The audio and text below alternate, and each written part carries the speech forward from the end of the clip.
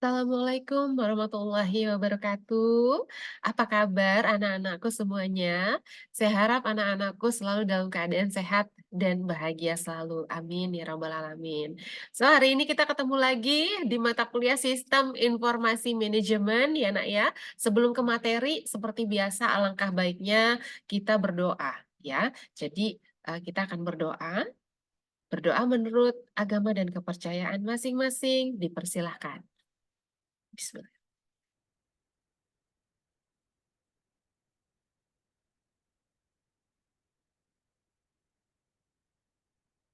Amin amin amin. Berdoa dicukupkan. Semoga apa yang kita pelajari hari ini bisa membawa berkah bagi kita semua ya, Nak, ya. Amin. So, hari ini adalah pertemuan ke-10 ya, Nak, ya. 10? Ya, pertemuan ke-10 karena beberapa pertemuan lalu ya ada akreditasi saya tidak bisa masuk sehingga, pertemuan hari ini masih pertemuan 10 ya, materinya adalah tentang e-commerce. E-commerce ini erat juga kaitannya dengan sistem informasi manajemen. Kenapa? Karena setiap perusahaan itu pasti nanti akan menggunakan teknologi yang namanya e-commerce. E-commerce ini adalah cakupan dari yang namanya digital market dan juga digital goods atau pasar digital dan juga barang digital gitu ya, Nak, ya. Nah, untuk lebih dalam lagi mari kita bedah satu-satu. Saya akan bahas dulu definisi dari e-commerce ya. Saya yakin anak-anak saya di sini semuanya sudah pernah melakukan yang namanya check out dari Shopee atau dari Tokopedia atau dari apa lagi Nak, Blibli atau dari toko-toko online lainnya. Nah, secara tidak langsung anak-anak saya ini sudah menggunakan teknologi yang namanya e-commerce. Ya, Nak, ya. E-commerce ini adalah kepanjangan dari I-nya ini elektronik, commerce-nya ya commerce gitu ya. Jadi untuk lebih menyingkat electronic commerce, maka disebut sebagai e-commerce. Di mana e-commerce ini adalah suatu proses terjadinya transaksi jual beli yang dalam prakteknya dilakukan secara online melalui media elektronik. Ya, kemudian ada ahli bernama Loudon and Loudon, ya, beliau bilang bahwa e-commerce ini adalah transaksi bisnis to bisnis yang terjadi dengan perantara jaringan internet. Ya, sehingga bisa saya tarik kesimpulan, e-commerce ini adalah pasar yang di-online-kan, gitu ya, Nak, ya. Kalau dulu kita masih belanja itu datang ke pasar ya, masih secara tradisional. Datang ke pasar, bawa uang, kemudian kita mendapatkan barangnya gitu ya. Itu transaksi jual beli yang dilakukan secara tradisional. Kemudian seiring dengan berkembangnya zaman, hadirlah teknologi yang namanya jaringan internet. Digunakanlah jaringan internet itu dalam media jual beli, ya. Sehingga transaksi jual beli sekarang lebih mudah. Kita tidak perlu lagi datang langsung ke pasar untuk membeli barang. Cukup dengan klik klik klik klik check out barangnya nanti datang. Gitu ya, Nak, ya. Itu adalah definisi dari e-commerce atau electronic commerce. Gampangnya, e-commerce ini adalah penggunaan internet dan web untuk bertransaksi bisnis. Ya. Nah, mulai tahun 1995 ternyata e-commerce ini sudah hadir ya, walau bentuknya waktu itu masih kecil. Dan kemudian seiring berkembangnya zaman, dia tumbuh secara eksponensial.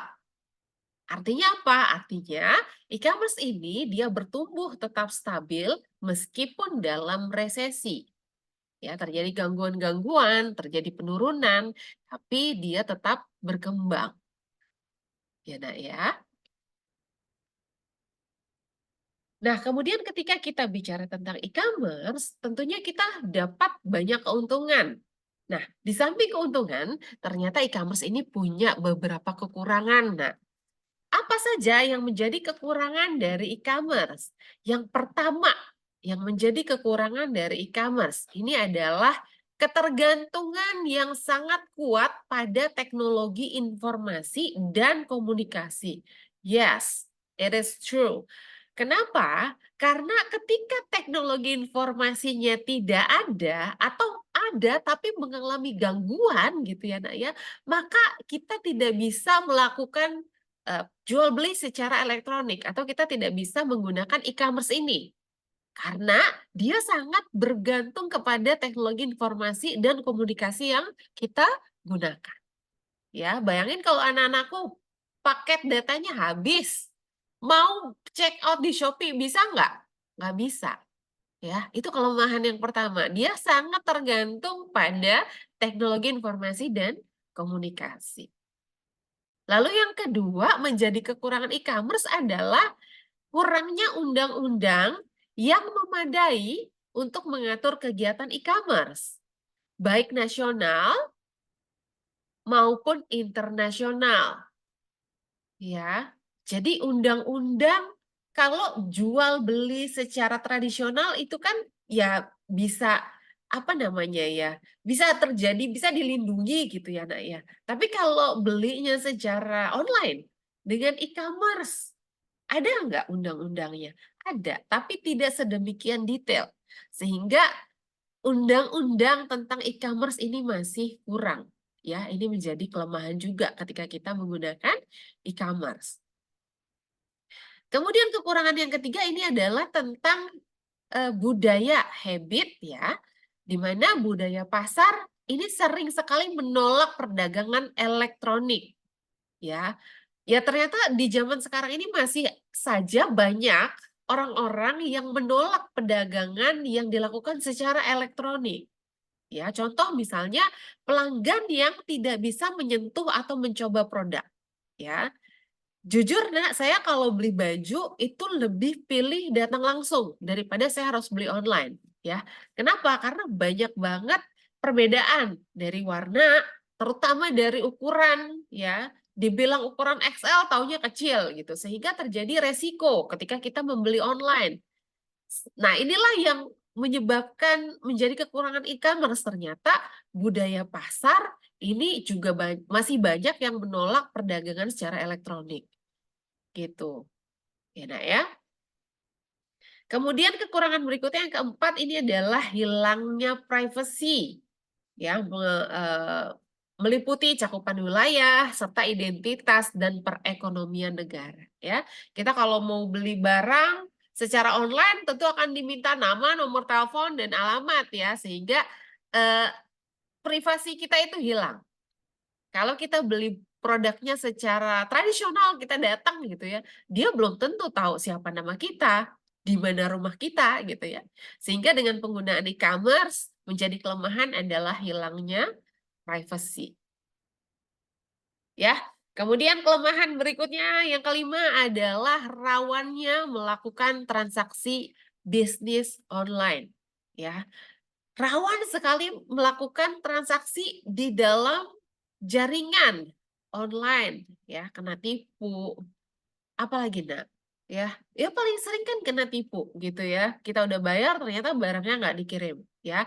Itu masih ada kaitannya dengan yang kedua, karena undang-undangnya pun tidak ada, sehingga terjadi banyak hal-hal, cybercrime yang terjadi ketika kita menggunakan e-commerce. Ya, rawan sekali ketika kita melakukan transaksi bisnis online. Sehingga saya harap anak-anak saya atau orang-orang yang melakukan transaksi secara e-commerce ini lebih berhati-hati. Gitu ya, Nak, ya. Kemudian, yang menjadi kelemahan yang keenam ini adalah warna dan kualitas produk yang dijual belum tentu sama antara foto yang ditampilkan di website dengan produk aslinya. Ya, ini menjadi keluhan banyak banget orang gitu ya ketika membeli barang secara online, kok warnanya beda, seperti saya katakan tadi, kok ukurannya beda gitu ya, kok kualitasnya beda gitu. Nah, itu masih menjadi kelemahan atau kekurangan dari e-commerce. Beda kalau kita beli langsung ya, kita bisa raba barangnya, kita bisa, tahu, oh ini muat nggak sama kita, bahkan beberapa ada yang bisa kita coba, ada yang menyediakan fitting room gitu ya. Sehingga warna dan kualitas produk yang dijual belum tentu sama antara foto yang ditampilkan di website dengan produk asli. Ini juga menjadi kekurangan dari e-commerce. Oke, tadi di awal kita sudah bahas dulu nih kelemahannya gitu ya. Nah, di samping kelemahan ternyata si e-commerce ini punya kelebihan ya. Kelebihan-kelebihannya ini sudah kita rasakan manfaatnya gitu ya, Nak, ya. Nah, kebermanfaatan dari e-commerce ini bisa dijadikan atau bisa kita kategorikan ke dalam 8 fitur internet dan web. Ya, 8 fitur internet dan web. Yang pertama ada ubiquity, yang kedua ada jangkauan global, yang ketiga ada standar universal, yang keempat ada kaya manfaat, yang kelima ada interaktivitas, kemudian yang keenam ada kepadatan informasi, yang ketujuh ada personalisasi atau customisasi gitu ya. Kemudian yang terakhir atau yang kedelapan ada teknologi sosial. Oke, mari kita bahas satu-satu anak-anakku. Yang pertama ada ubiquity, ya, di mana ini adalah kelebihan dengan kita menggunakan internet untuk bertransaksi jual beli gitu ya. Internet atau teknologi web ini secara ubiquity artinya tersedia di mana-mana, ya. Bisa kita lakukan sembari kita kerja, sembari kita di rumah, atau sembari kita ngapain aja. Dia bisa, ya, nggak ada kendala. Tersedia di mana-mana, ya. Jadi kalau anak-anakku di malam hari gabut gitu, gabut, tiba-tiba check out, gitu ya. Nah itu, manfaat e-commerce atau internet ini ada di fitur ubiquity, dia bisa diakses di mana-mana, ya. Efeknya marketplace dihapus dari temporal, lokasi geografis menjadi market space. Ya, kalau dulu marketplace itu masih kita lihat letak geografisnya gitu ya. Nah, sekarang karena hadirnya internet, maka kita sebutnya sebagai market space. Ya, bisa kita jangkau dari mana aja, gitu ya, Nak ya. Nah, efek dari ubiquity ini juga meningkatkan kenyamanan pelanggan dan juga mengurangi biaya belanja. Kalau kita masih tradisional biaya belanja ke pasar gitu ya. Misalnya tadi kalau kita lihat dari lokasi geografisnya ya kalau kita ada di Jakarta Selatan maka kita akan menuju pasar yang ada di Jakarta Selatan. Misalnya pasar Tanah Abang kalau kita mau beli baju gitu ya, Nak, ya. Tanah Abang bukan di Jakarta Selatan. Jakarta Selatan misalnya mana? Cipulir gitu ya, Cipulir masih masuk Jakarta Selatan gitu ya, Nak, ya. Nah, untuk kita datang ke Cipulir itu kan kita butuh biaya, butuh transportasi, belum lagi nanti di jalan misal kita butuh makan, butuh ada, jajan-jajan gitu ya. Nah, itu ada biaya, ya. Kemudian dengan hadirnya internet, di e-commerce, dari fitur ubiquity, maka efeknya adalah mengurangi biaya belanja tersebut, ya. Orang tinggal klik klik klik klik, check out, selesai. Fitur yang kedua adalah global reach, ya, di mana teknologi ini menjangkau seluruh batas negara di sekitar bumi. Ya, jadi nggak ada batasan wilayah lagi tuh, Nak, tuh. Ya, yang menjadi efek adalah yang pertama, e-commerce memungkinkan melintasi batas budaya dan nasional tanpa hambatan dan tanpa modifikasi. Kemudian market space mencangkup berpotensi miliaran konsumen dan jutaan bisnis di seluruh dunia. Ya, dengan adanya fitur global reach gitu ya, jadi kita bisa mengepakkan sayap perusahaan kita lebih besar lagi, ya karena kita mainnya tidak lagi dalam interlokal saja, tapi juga internasional. Kita bisa meraih pelanggan-pelanggan kita dari berbagai belahan bumi, bagian mana saja yang kita mau, ya. Nah, dengan adanya itu potensi kita untuk meraih keuntungan itu jauh lebih besar. Oke. Kemudian fitur yang ketiga ini adalah universal standards, ya. Ini artinya adalah satu set standar teknologi. Ya, standarnya sama. Apa itu standarnya sama? Ya, kalau kita bicara tentang e-commerce tentunya standarnya sama, yaitu standar internet, ya. Yang menjadi efek dari universal standar ini apa? Ya, sistem komputernya yang berbeda mudah berkomunikasi satu sama lain. Ya, komputer kita mungkin saja berbeda. Dia pakai komputer, kita pakai gadget, ya. Kalaupun pakai sama-sama pakai gadget bisa jadi mereknya beda. Kamu pakai Xiaomi, dia pakai, iPhone ya, atau pakai Samsung, kan beda-beda. Tapi ketika dia punya internet, maka standarnya akan menjadi sama. Ya, Nak, ya. As long as dia punya internet, dia bisa mengakses. Nggak peduli gadgetnya apa, komputernya apa, gitu ya, Nak, ya. Kemudian efek berikutnya dari universal standard ini adalah menurunkan biaya masuk pasar, ya, atau biaya yang harus dibayar pedagang untuk membawa barang ke pasar. Ya, kemudian juga menurunkan biaya pencarian konsumen, di mana ini biasanya adalah usaha yang dibutuhkan untuk menemukan produk yang sesuai, ya. Kalau dulu kita cari barang itu masih manual, secara tradisional, kita datengin satu toko, nggak ada lagi, kita pergi lagi ke tempat yang lain gitu ya. Nah itu kan butuh biaya, butuh waktu ya. Nah dengan adanya e-commerce, dengan bantuan internet, di mana fiturnya ada yang bernama universal standard, maka biaya pencarian tersebut akan bisa berkurang. Ya, ya. Kemudian fitur berikutnya adalah richness. Rich artinya kaya, gitu ya, Nak, ya. Nah, kalau di e-commerce, richness ini artinya adalah internet ini mendukung penuh mau video, mau audio, dan ataupun pesan teks, ya. Jadi apapun itu yang media-media yang kita gunakan ini disupport sama internet ya, baik itu tadi video, audio, atau gambar saja itu juga bisa, atau ada pesan teks gitu ya, itu juga sangat bisa. Efeknya dengan ada richness ini adalah yang pertama, kemungkinan untuk menyampaikan pesan yang kayak dengan teks, audio, dan video secara bersamaan kepada sejumlah besar orang. Ya, jadi kita nggak perlu lagi, apa namanya, datang ke orang satu-satu ngasih tahu, "Oh, kita punya produk A loh, kita punya produk A loh," ke satu orang.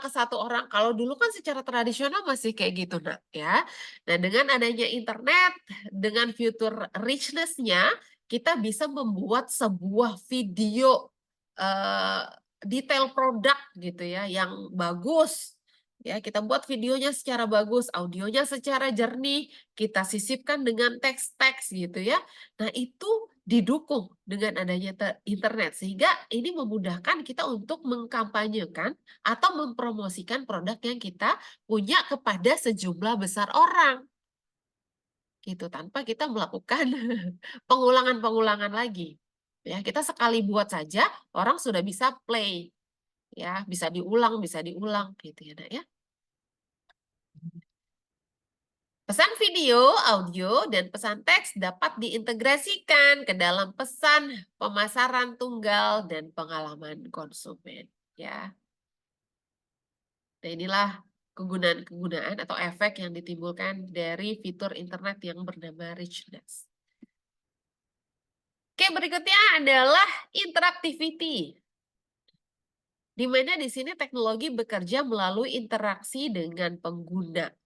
Ya, jadi walaupun kita belinya secara online, tapi tidak menutup kemungkinan ini sangat-sangat bisa terjadi adalah pengguna yang berinteraksi dengan penjualnya. Ya, inilah yang disebut sebagai interactivity. Interaktif, interaksi dua arah. Antara siapa? Kalau kita bicara tentang e-commerce ya tentunya dari interaksi dengan pengguna dan si penjual gitu ya. Nah, efek yang ditimbulkan dari interactivity ini, Nak, yang pertama adalah konsumen terlibat dalam dialog yang secara dinamis menyesuaikan pengalaman dengan individu. Kemudian efek yang kedua, konsumen menjadi CO partisipan dalam proses pengiriman barang ke pasar. Ya, jadi kalau misalnya ada keluhan, ada kesan yang mau disampaikan gitu ya. Nah, ini bisa banget ya karena e-commerce dengan adanya internet didukung interaktivitinya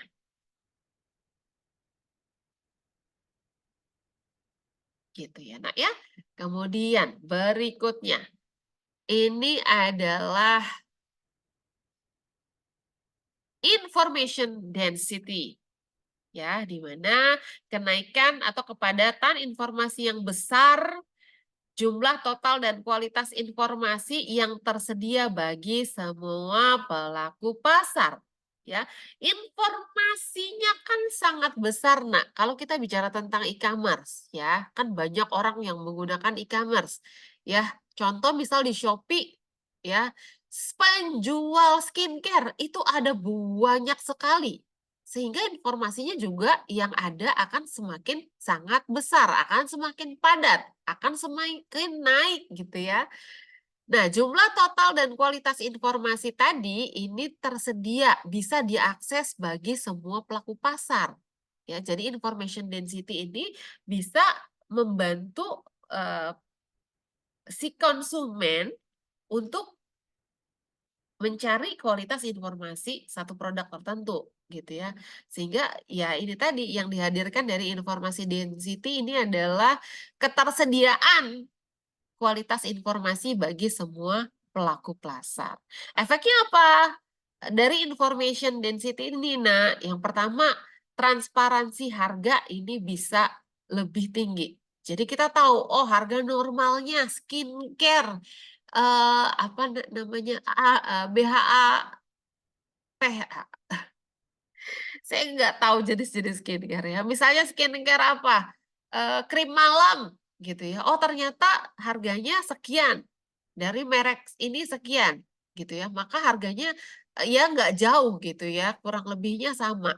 Sehingga ada transparansi harga di situ ya. Kalau kita belinya masih secara manual, Nak, kita nggak tahu, oh di toko yang ada di Jakarta Selatan sama toko yang ada di Jakarta Utara tuh bisa jadi beda gitu ya, dan kita nggak tahu gitu. Karena ya tadi, belum ada transparansi informasi gitu ya. Dengan adanya e-commerce, dengan bantuan internet, ada fitur yang namanya information density, nah kita bisa tahu harga, sebetulnya ini barang tuh berapa. Jadi transparansi harganya ini bisa lebih tinggi. Ya, kemudian selain harga, transparansi biaya juga bisa lebih besar, ya. Nah, di sini efeknya memungkinkan juga pedagang untuk terlibat dalam diskriminasi harga.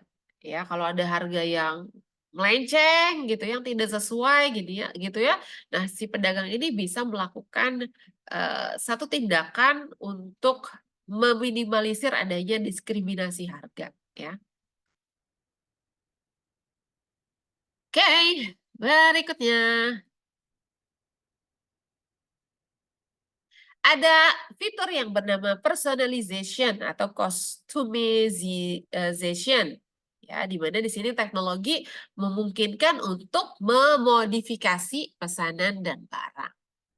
Ya, efeknya apa? Efeknya adalah pesan yang dipersonalisasi dapat dikirim ke individu maupun kelompok. Ya, kemudian produk dan layanan dapat disesuaikan dengan preferensi individu masing-masing.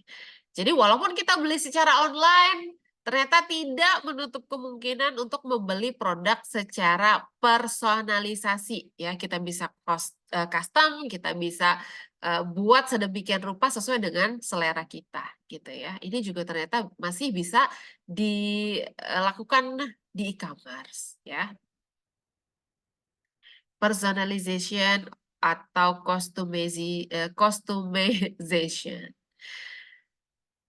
Efek berikutnya atau fitur berikutnya ini adalah sosial teknologi, ya, di mana teknologi ini mempromosikan generasi konten dan jejaring sosial, ya. E-commerce ini ya sudah banyak ya yang sudah terintegrasi dengan konten-konten tertentu atau jejaring sosial tertentu.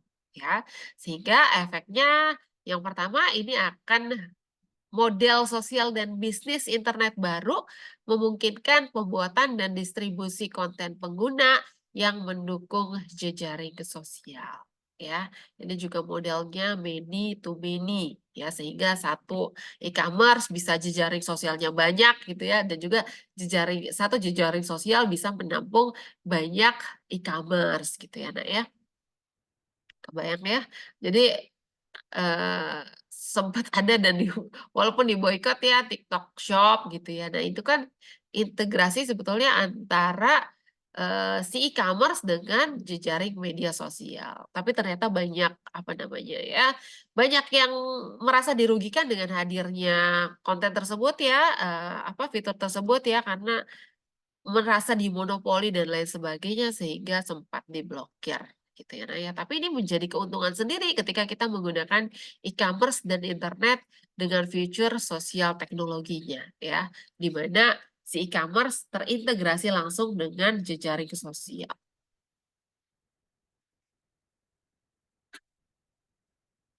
Oke, berikutnya, lalu apa yang menjadi efek dari internet yang hadir di pasaran ya? Berikut ini adalah efek internet di pasaran anak-anakku ya. Yang pertama adalah mengurangi asimetri informasi, ketidakseimbangan informasi ya. Ingat tadi dengan adanya internet, informasi jauh lebih transparan sehingga asimetri informasi ini bisa dikurangi ya. Kemudian berikutnya, efek internet di pasaran ini adalah menawarkan fleksibilitas dan efisiensi yang lebih besar. Lebih fleksibel, lebih efisien. Kenapa? Karena yang pertama, internet bisa mengurangi biaya pencarian dan juga biaya transaksi. Ya, yang tadi saya sudah katakan ya. Kemudian yang kedua, internet bisa menurunkan biaya menu. Yang keempat, internet bisa mendiskriminasi harga lebih tinggi. Kemudian yang kelima, internet bisa melakukan penetapan harga secara dinamis. Ya. Kemudian berikutnya efek internet di pasaran, ini adalah meningkatkan segmentasi pasar. Ya, jadi kalau pelanggan kita tadinya cuma dari Jakarta aja gitu ya. Dengan adanya internet, maka segmentasi pasar kita bisa meningkat. Yang tadinya masyarakatnya beli hanya dari Jakarta gitu ya, kita bisa mengepakkan sayap kita. Jadi pembeli kita bisa datang dari luar Jakarta atau bahkan bisa datang dari luar negeri. Gitu ya, Nak ya. Kemudian berikutnya, dengan adanya internet di pasaran menjadi efek baik selanjutnya adalah jaringan menjadi lebih kuat. Tentu saja dengan adanya internet ya tentunya jaringan menjadi lebih kuat karena internet bisa dilakukan dimanapun dan juga bisa diakses kapanpun. Kemudian berikutnya, efek internet di pasaran adalah lebih banyak disintermediasi. Maksudnya apa? Disintermediasi. Nah, di slide selanjutnya nih, Nak, nih, bisa anak-anakku lihat ini adalah disintermediasi, ya. Anak-anakku pasti bisa merasakan manfaatnya sebetulnya, ya. Nah, yang pertama anak-anakku bisa lihat, di sini ada saluran penjualan, ya. Kita pernah bahas tentang saluran penjualan, ya. Nah, ini adalah pabrik pembuatan, dia belum punya e-commerce, sehingga untuk menawarkan produknya, dia harus melalui saluran penjualan. Salurannya bisa panjang. Ya, ini ada distributornya, jadi dia serahkan dulu barangnya ke distributor, dari distributor baru ke retailer, dari retailer nanti ke pengecer, dari pengecer ke warung ucok baru sampai ke customer. Sehingga akan ada biaya-biaya yang terjadi di saluran penjualan ini anak-anakku. Ya, sehingga beban biaya ya dari saluran ini dibebankan ke pembelinya. Sehingga barang yang dijual bisa jauh lebih mahal, ya. Nah, gambar yang kedua ini dari pabrik, ya mungkin ada salurannya, cuman lebih diperpendek, ya. Kalau ini contohnya manufaktur dari pabrik kita, ini kita hanya menggunakan satu retailer saja dan barangnya akan langsung sampai ke customer. Nah, kita lihat yang ketiga, ini dari pabrik langsung ke customer. Ya, anak-anakku bisa lihat di sini biayanya jauh, sangat-sangat jauh berbedanya.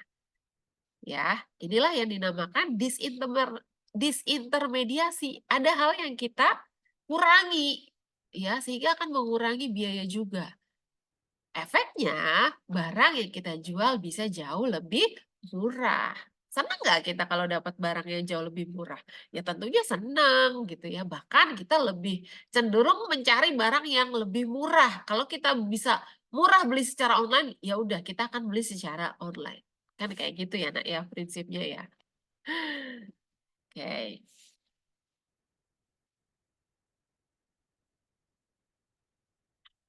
Oh, sorry. Lagi belok. Oke, berikutnya ini adalah e-commerce and the internet.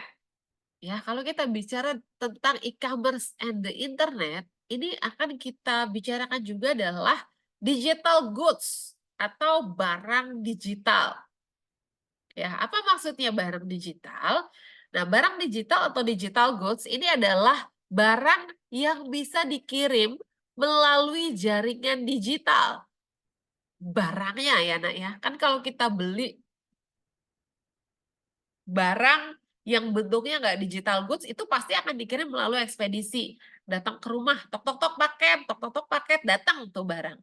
Tapi ada barang yang tidak perlu menggunakan ekspedisi karena dia merupakan digital goods atau barang digital yang bisa dikirim melalui jaringan digital. Contoh dari digital goods adalah musik, kemudian video, kemudian apa lagi? Software, kemudian juga ada newspaper, dan juga ada buku, ya. Barang digital ini biaya produksi unit pertamanya ini adalah hampir sama dengan seluruh biaya produk. Ya, jadi ya untuk membuat unit pertama ini pasti akan memakan biaya yang sangat besar sehingga disamakan dengan seluruh biaya produksi. Yang berat itu kan produksi di awal gitu ya. Nah, tapi barang digital atau digital goods ini dia memiliki keuntungan karena biaya pengiriman, karena dia melalui internet, sehingga biaya pengirimannya menjadi sangat rendah. Lalu bagaimana untuk pemasaran? Digital goods atau barang digital, biaya pemasarannya tetap sama. Ya, di mana harganya juga sangat bervariasi. Kemudian seiring dengan berjalannya waktu, industri dengan barang digital mengalami perubahan revolusioner, ya, penerbit, label rekaman, dan lain-lain.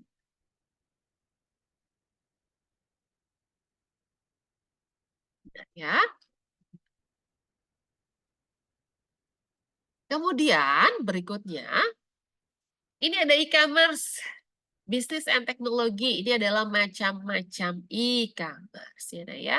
Ada three major types of e-commerce menurut Laudan ya, ada 3 garis besar dari e-commerce. Yang pertama ada B2C atau business to consumer, kemudian ada B2B, ada business to business, yang ketiga ada consumer to consumer atau C2C.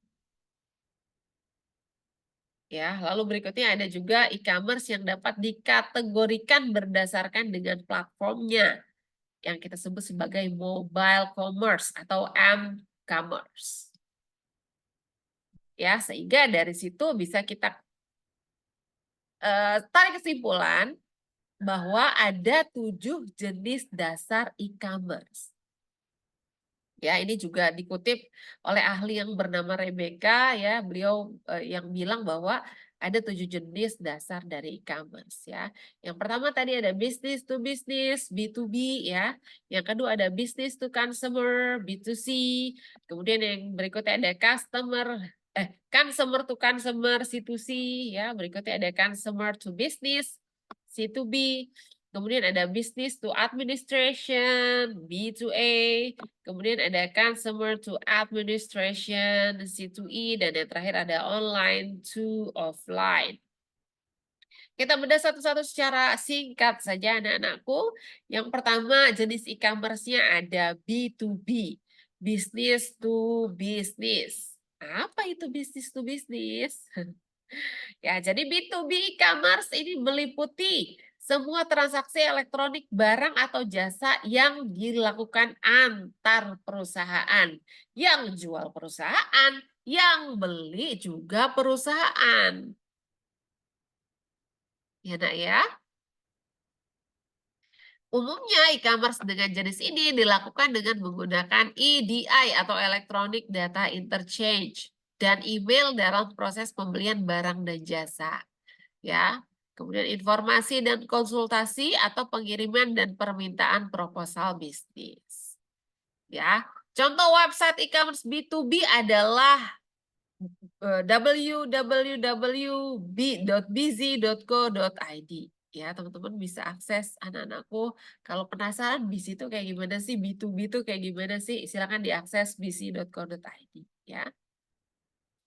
Produk yang disediakan oleh BC antara lain ada office supplier, ada elektronik, ada pantry dan lain-lain ya. Nah, jadi saya beri contoh tentang B2B gitu ya. Jadi yang jual perusahaan, yang beli perusahaan, ya kan? Nah, yang jual perusahaan apa? Perusahaan tadi kayak di BC ini ada perusahaan yang menjual office supplier atau ATK, alat tulis kantor. Budi Luhur, kalau beli ATK itu nggak mungkin cuma dikit, pasti beli dalam bentuk yang banyak. Sehingga untuk mencari yang lebih bagus, yang lebih murah, yang lebih mudah pengirimannya, tentunya dia akan langsung mencari ke penjual yang bentuknya menjual lebih besar.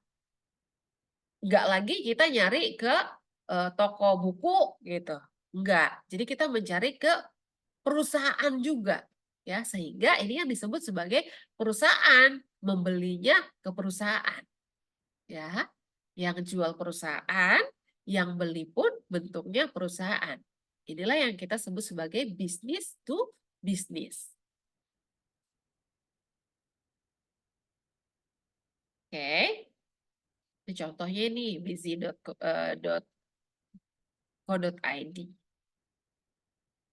Ya. Kemudian yang kedua,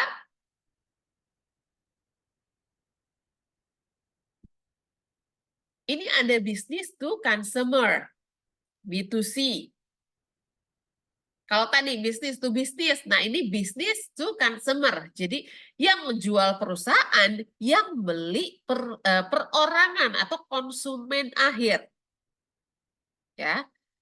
Nah, jenis e-commerce ini berkembang dengan sangat cepat karena adanya dukungan munculnya website serta banyaknya toko virtual, bahkan mall di internet yang menjual beragam kebutuhan masyarakat.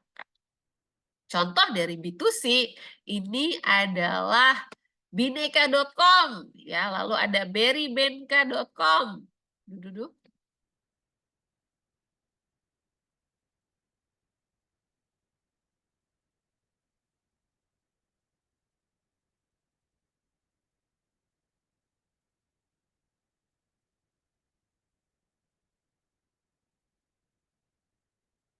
Sebentar, nah apa yang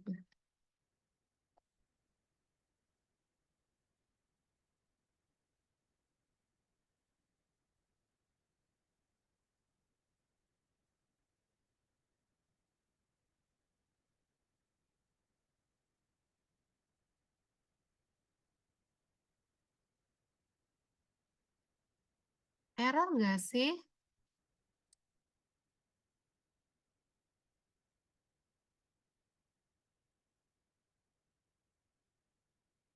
Coba lagi ya.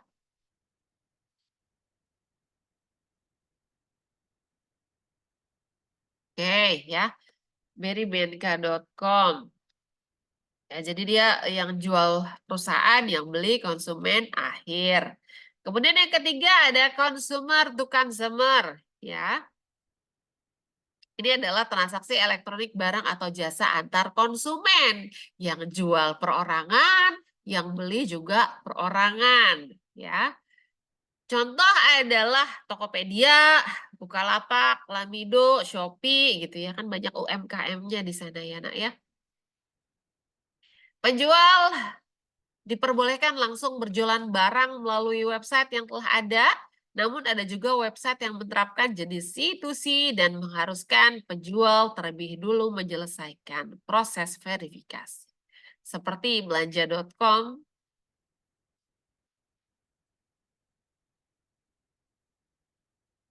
dan juga elevenia.co.id. Ya, ini contohnya. Kemudian berikutnya yang keempat ada C2B atau consumer to business. Ya, C2B ini adalah jenis e-commerce dengan pembalikan utuh dari transaksi pertukaran atau jual beli barang secara tradisional. Jenis e-commerce ini sangat umum dalam proyek dengan dasar multi sumber daya. Ya, sekelompok besar individu menyediakan layanan jasa atau produk mereka bagi perusahaan yang mencari jasa atau produk tersebut. Ya, jadi konsumer atau perorangan gitu ya yang menjual barangnya ke si perusahaan. Jadi consumer to business. Contoh, ya. Ini adalah sebuah website di mana ada desainer website yang menyediakan beberapa pilihan logo yang nantinya hanya akan dipilih salah satu yang dianggap paling efektif. Ya, platform lain yang umumnya menggunakan jenis e-commerce ini adalah pasar yang menjual foto bebas royalti, kemudian menjual gambar, menjual media, dan menjual elemen-elemen desain lainnya, seperti yang dilakukan oleh iStockPhoto.com. Ya, jadi dia ini menjual foto gitu ya, menjual media-media, menjual gambar yang dijual secara online. Pembelinya siapa? Pembelinya orang yang berkecimpung di dunia bisnis gitu. Sehingga inilah yang disebut sebagai consumer to business. Yang jual perorangan, yang beli perusahaan gitu ya, Nak ya. Kemudian yang kelima jenis e-commerce-nya ini adalah B2A atau business to administration, ya. Di mana B2A ini adalah jenis e-commerce yang mencangkup semua transaksi yang dilakukan secara online antara perusahaan dan administrasi publik. Ya, jadi ini adalah kaitannya si perusahaan dengan administrasi publik, nggak lagi ada kaitannya dengan konsumer atau penjual apa pembeli akhir gitu ya, Nak ya. Jenis e-commerce ini melibatkan banyak layanan, khususnya di bidang-bidang seperti fiskal, jaminan sosial, ketenaga kerjaan, dokumen hukum dan register, dan juga hal-hal yang menyangkut administrasi publik lain. Ya, beberapa contoh website administrasi publik yang menerapkan B2A adalah pajak.go.id. Ya, jadi perusahaan yang akan membayarkan pajak gitu ya, dia kan butuh pajak.go.id gitu ya. Kemudian untuk asuransi, perusahaan biasanya asuransinya pakai apa sih, Nak? Gitu ya. Nah, ini yang menjadi contoh adalah allianz.com ya. Kemudian dari asuransi kesehatan lagi juga ada BPJS online. Ya, jadi ini e-commerce yang kaitannya dari perusahaan dan juga administrasi administrasi publik. Ya, masih ada 2 lagi. Yang keenam ini ada consumer to administration. Sama, administration itu kaitannya dengan administrasi publik. Ya, kalau tadi perusahaan dengan administrasi publik, nah yang keenam ini adalah consumer atau perseorangan ya dengan administrasi publik. Ya, contohnya adalah Misalnya ada di dunia pendidikan ya, kemudian juga ada di jam sostek gitu ya, kemudian ada pajak, ada apa lagi? Nah, ada banyak ya, kalau kamu mau bayar apa namanya, eee, pajak kendaraan, ada e-Samsat gitu ya. Jadi itulah yang kita sebut sebagai consumer to administration, e-commerce-nya gitu ya. Jadi, yang kaitannya dengan orang perorangan ketika dia akan melakukan satu hal yang kaitannya dengan administrasi publik, itulah yang kita sebut sebagai C2A, ya Nak, ya. Kemudian yang ketujuh ada online to offline, ini yang terakhir ya, ada O2O. O2O ini adalah jenis e-commerce yang menarik pelanggan dari saluran online untuk berbelanja ke toko fisik, ya. Jadi dia punya dulu nih, saluran online-nya gitu ya. Nah, nanti kalau sudah punya pelanggan di saluran online, dia akan menarik pelanggan tersebut untuk datang langsung ke tokonya, ya. O2O mengidentifikasi pelanggan di bidang online seperti email dan iklan internet, kemudian menggunakan berbagai alat dan pendekatan untuk menarik pelanggan agar meninggalkan lingkup online. Ya, beberapa perusahaan besar dengan pertumbuhan yang cepat seperti Uber dan Airbnb juga menjalankan bisnis mereka dengan jenis O2O. Ya, beberapa website di Indonesia yang menerapkan jenis O2O adalah alfacart.com, Alfamart ini ya, Nak, ya. Kemudian ada juga tadi, eee, Klik Indomaret, temennya Alfamart ada Indomaret ya, Nak, ya. Kemudian juga ada mataharimall.com. Ya, dia akan menarik pelanggan online-nya untuk datang langsung ke tokonya, gitu, Nak, ya. Nah, oke berikutnya. Ini ada e-commerce, kalau kita lihat secara bisnis modelsnya, ya. Yang pertama ada e-tailer, di mana dia akan menjual secara langsung, ya, contohnya adalah Tokopedia, Amazon, Shopee, dan lain-lain. Kemudian ada bisnis models yang kedua yaitu transaction broker, di mana dia menjadi perantara, menjadi maklarnya gitu ya, Nak, ya. Bukan dia langsung yang jualan, tapi dia hanya, apa namanya, bertindak sebagai perantara. Contohnya adalah eTrade.com ya. Kemudian yang ketiga ada market creator, di mana e-commerce ini bisnis modelnya adalah menyediakan tempat digital, contohnya adalah eBay. Kemudian ada content provider, di mana dia menciptakan konten, contohnya adalah iTunes, kemudian games.com ya, yang menyediakan atau menciptakan konten lagu, konten games, dan lain-lain gitu ya, Nak, ya. Kemudian bisnis modelsnya ada yang kita sebut sebagai community provider, di mana dia ini menyediakan tempat pertemuan secara online. Ada Facebook, ada Twitter, ada apa lagi? Instagram, ada dulu sempat ada Pet ya, Nak, ya. Kemudian berikutnya bisnis model e-commerce ada yang kita sebut sebagai portal. Dia ini menyediakan poin awal untuk masuk ke web. Ya, ada Yahoo, ada Bing, ada Google, dan lain-lain. Yang terakhir ada service provider, di mana dia menyediakan aplikasi web 2.0 seperti berbagi foto, video, dan lain-lain. Contohnya adalah Dropbox, ya, Photo Bucket, dan lain-lain. Oh, oke. Terakhir, ini adalah dari mana, pendapatan e-commerce gitu ya. Nah, ini adalah model pendapatan e-commerce ya. Yang pertama ada model pendapatannya adalah advertising, di mana dia akan mendapatkan pendapatan dari pemasangan iklan. Kalau ada orang yang pasang iklan, dia dapat cuan ya. Contohnya adalah AdWords, ada AdSense, ada juga DoubleClick ya. Kemudian berikutnya ada dari penjualan, ya, dia akan mendapat cuan dari penjualan. Contohnya Amazon, Lazada, Tokopedia, Shopee, Blibli, apalagi nah, banyak ya e-commerce yang dia dapat cuan ketika terjadi transaksi penjualan.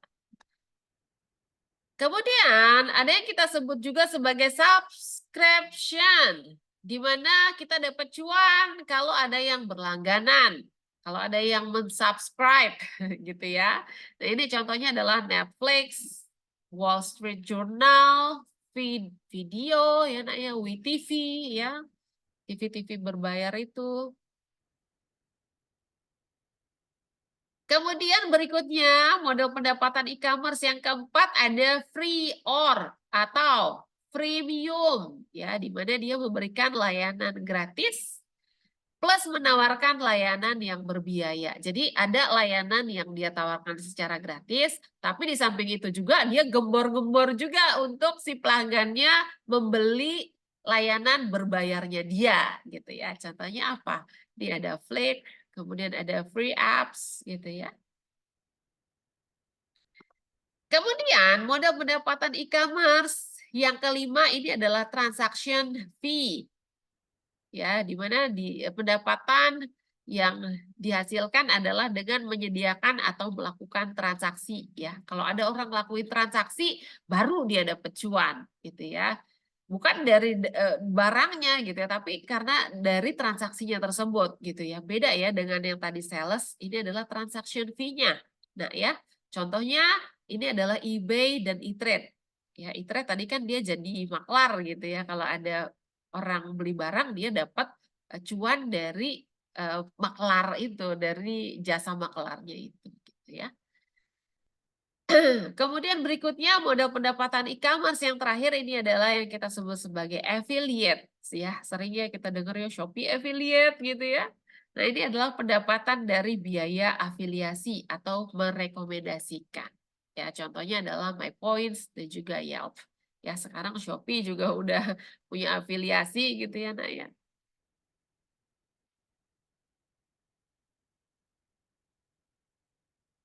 Oh, oke, materi kita tentang e-commerce sudah selesai sampai di sini anak-anakku ya.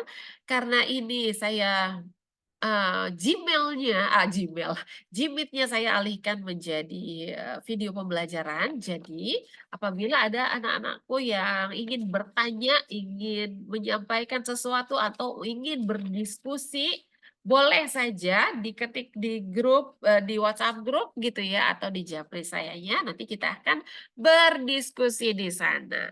Untuk itu, karena ini video pembelajaran, saya sudahi. Semoga anak-anakku dapat mengerti apa yang saya sampaikan dan yang saya sampaikan bisa bermanfaat.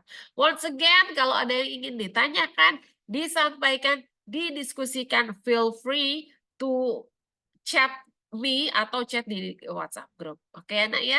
Sekian yang dapat saya sampaikan. Sehat selalu. Sampai jumpa lagi di pertemuan selanjutnya. Assalamualaikum warahmatullahi wabarakatuh. Terima kasih.